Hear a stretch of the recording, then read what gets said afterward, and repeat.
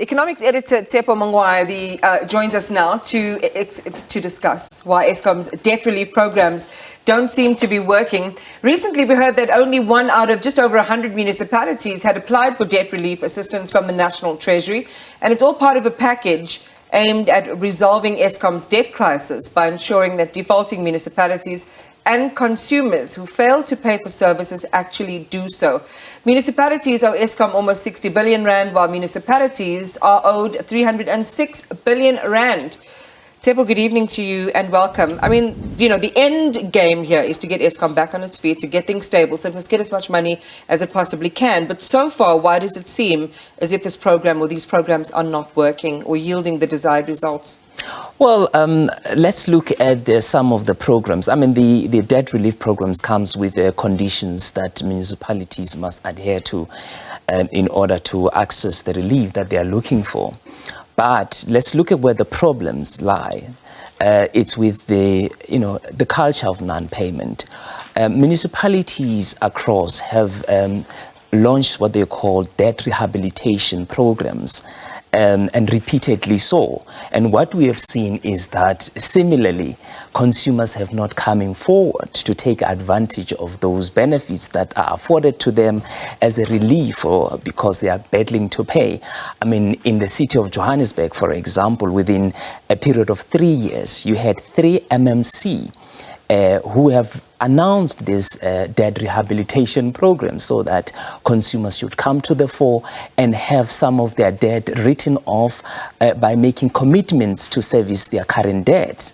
And what we've seen is that at some point the city was aiming for about 700,000 households who should be on that programs, but only about 9,000 came forward to apply for that. And there's just no appetite for that. And it puts a municipality in a very difficult position because now they need, in order to access those funds, to make sure that there is going to be payment that is coming to the fore. So rather have something you can bank on than leave everything sort of invisible and bank on nothing and possibly get no returns. Is the message being communicated to consumers well enough? Tshepo, I have no doubt that given also the billing crisis, for example, in a city like Johannesburg, there'll be a number of people who say, this applies to me, so let me go and go get this. What more needs to be done to activate the citizenry? The issue is when you have people who have not been paying for the longest time, in order to change that, I mean, of course, they've been using the so-called carrot for the longest time. And I've had recently the MMC of Finance, Morero, indicating that we're going to be very tough. And I mean, one wonders what tough measures that they're going to take. But we know that the culture of payment, not just among consumers, but even businesses that actually are making money and they are not taking advantage of those programs and they are not actually paying. So there's something drastic that needs to be done in order to change that.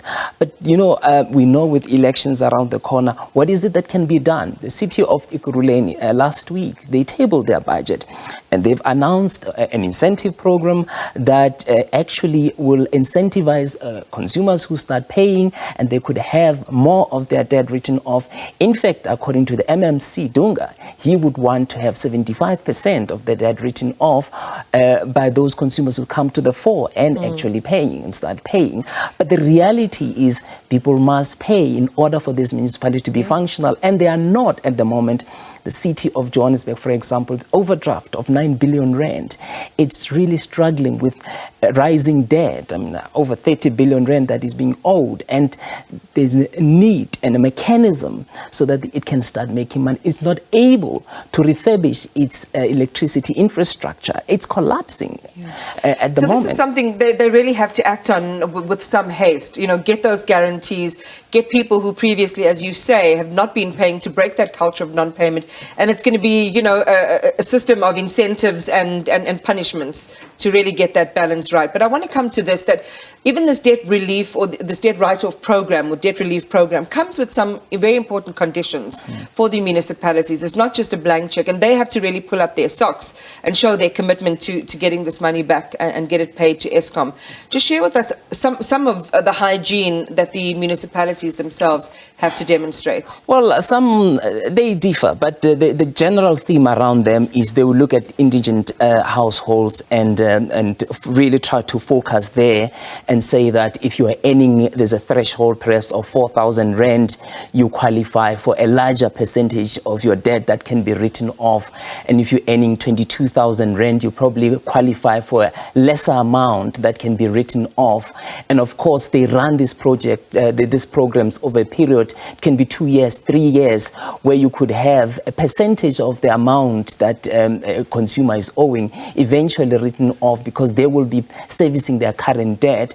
Because the reality is this municipality are sitting with huge debt on their books and it's not being paid. I mean, you always hear of different amounts of money that is being owed, because some of it they realize that it's no longer viable to have it in their books, and as a result they bring it down and try to reduce it, because they've done everything in order to collect that money, and they are starting to realize that it would appear that they're not going to raise that money. But the reality is they need to get each and every household to pay, and if they are not able to pay, there must be valid reasons why they are not paying. And it's a big problem. But the other reality, Iman, is that consumers are struggling.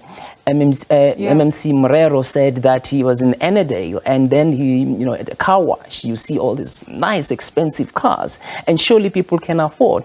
But the reality is those people actually leave to finance their lifestyle. And we had that conversation last week about the money. They really are struggling. And because they realize that you can actually survive not paying your bills, your utility bills, and go on and on and on, then the priorities start to go elsewhere. That limited cash at their disposal, they take it elsewhere, unless the municipality bring in something that can actually force them to do something about it.